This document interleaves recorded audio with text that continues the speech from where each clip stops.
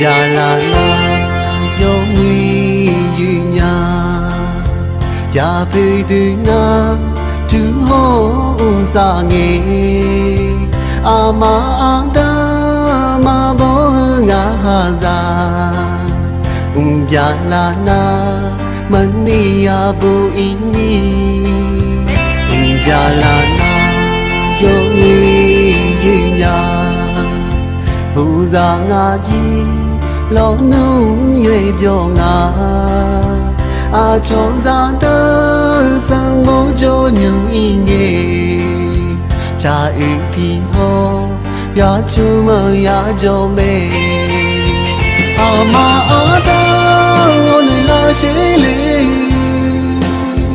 ma sha chu la mi ya a yu a chu từ chính đi về là ngã Adamia ngô này là chế lệ mà xa chữ là mía cho bù xe y mà lê nữ là nhà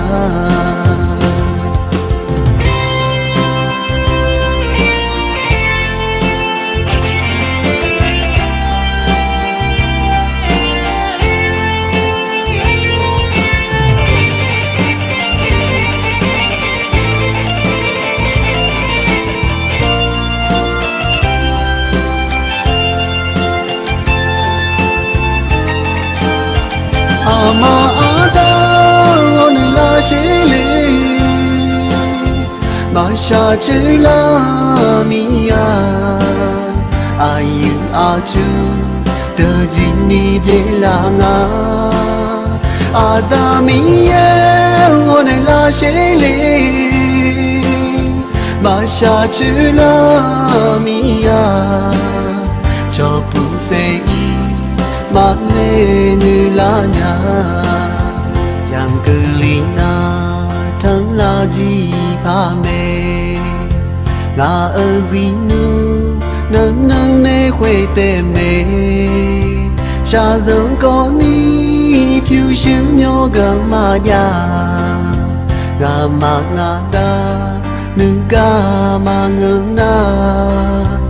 yu ca sho na đã mang tê mô nhà a ji nghe mi shi na li na nghe ya pi do mi na go du ho shi nhà a li no nu tha do di e me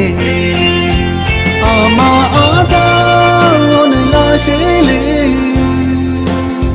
mà xa chữ la mia ayu a chu de jin ni de la nga adamia on la she le mà xa chữ la mia cho pu se y mà lê nữ la nhà